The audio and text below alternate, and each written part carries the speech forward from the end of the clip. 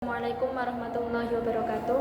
Bismillahirrahmanirrahim. Alhamdulillahirabbil alamin wa bihi nasta'in wa ala umuri dunya waddin. Wassalatu wassalamu ala asyrafil anbiya'i wal mursalin sayyidina wa maulana Muhammadin wa ala alihi wa sahbihi ajmain, amma ba'du. Yang saya hormati Romo Kyai Haji Idris Jamaluddin beserta Ibu Haja Muhimah Falasifa selaku pengasuh Pondok Pesantren Al-Muhibbin Putri, dan yang saya hormati Bapak Dr. Hanifuddin Mahdun beserta Ibu Khairatul Idawati selaku pencetus program Pasti Aksi Literasi, dan yang saya hormati Bapak Ahmad Nidomi selaku Mudir Madrasah Diniyah Al-Muhibbin Putri, dan yang saya sayangi kedua orang tua saya dan juga teman-temanku. Di sini saya akan menjelaskan tentang hikmah poligami dalam Islam. Poin pertama itu makna global. Attaqullahu tasaaluna bihi wal arham, menunjukkan bahwa kita harus bertakwa kepada Allah dan menjaga hubungan kerabat kita kepada umat manusia dan kepada iman dan harus beriman. Yang kedua yaitu attaqul yatama amwalahum. Allah memperingatkan kita untuk menjaga hak-hak anak yatim, agar manusia menjaga hak anak yatim khususnya pada harta mereka. Ketiga itu fankihu ma tabalakum minan nisa'i matna wa thulatha wa ruba'in fa in khiftum alla ta'dilu fawahidatan.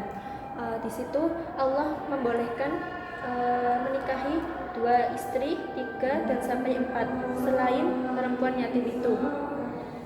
Maka Allah tidak membolehkan berpoligami jika dia tidak berbuat adil kepada istrinya. Lalu Allah menutup ayat ini dengan memerintahkan kaum laki-laki untuk memberikan maharnya kepada istri dengan kerelaan hatinya. Poin yang kedua yaitu sebab turun ayat. Konon kaum Ghatafan membawa harta yang sangat banyak. Harta itu dari keponakannya. Lalu saat keponakannya sudah dewasa, ia meminta kepada laki-laki itu, tetapi laki-laki itu menolak. Lalu ia mengadu kepada Rasulullah, dan Rasulullah bersabda, "Ma'atul yatama amwalahum." Yang kedua yaitu Aisyah berkata bahwa ada seorang laki-laki yang memelihara perempuan anak yatim, lalu ia mengawininya. Tetapi ia masih berada di kekuasaan laki-laki itu, dan ia tidak berbuat adil. Yang ketiga yaitu Imam Bukhari meriwayatkan dari Urwah bin Zubair. Ia bertanya kepada Aisyah tentang ayat in khiftum alla tuqsitu fil yatama. Di situ Aisyah menjawab bahwa, wahai saudaraku, anak yatim itu masih berada di pangkuan walinya, dan harta mereka itu dicampur menjadi satu sama harta mereka. Lalu ia terpesona dengan harta dan kecantikannya. Lalu si laki-laki itu hendak mengawininya, tetapi dengan tidak cara yang adil sebagaimana yang diberlakukan pada istri lainnya. Maka hal inilah dilarang, karena kecuali jika ia berbuat adil pada istri-istrinya. Poin yang ketiga yaitu kandungan hukum. Yang pertama itu apakah meminta dengan wasilah keluarga itu diperbolehkan? Dalam firman Allah itu membolehkannya, tetapi sebagian ulama memakruhkannya karena ada hadis yang menolaknya. Lalu pendapat yang ketiga yaitu menurut Imam Atiyah, minta dengan wasilah keluarga itu termasuk dari bentuk kosam. Selanjutnya yaitu menurut Imam Az-Zujjaj, ia mengatakan bahwa kekeliruan yang sangat besar. Yang kedua yaitu apakah boleh meminta harta anak yatim sebelum dewasa? Allah berfirman, wa atul yatama amwalahum.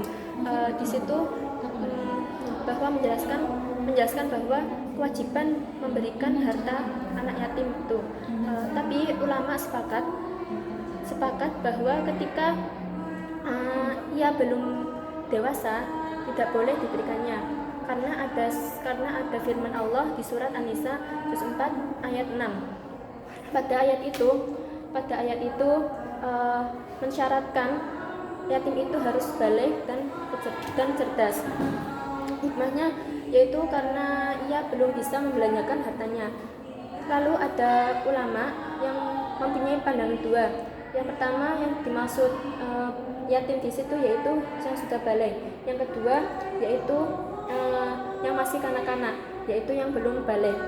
Yang dimaksud dari memberikan hartanya itu memberikan makanan dan pakaiannya. Yang ketiga yaitu perintah kawin itu wajib atau mubah.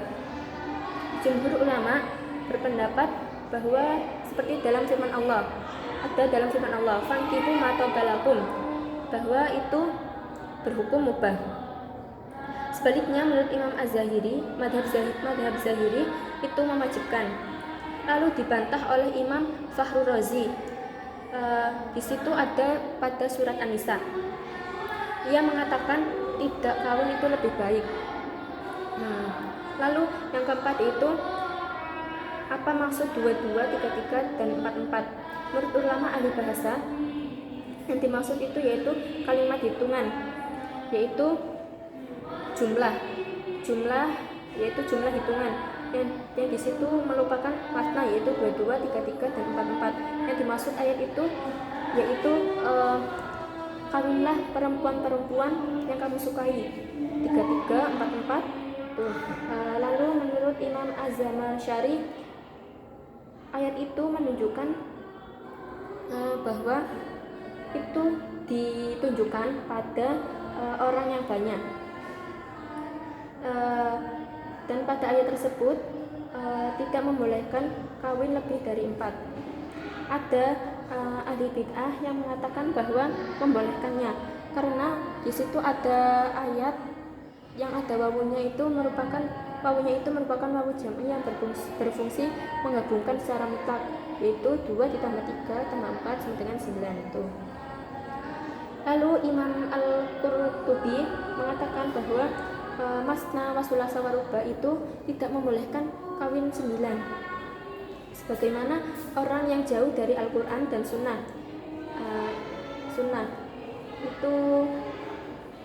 itu merupakan seperti Syiah, Rafidah dan Zahiriyah. Di antara mereka itu ada yang mengatakan menikahi 10 orang itu boleh.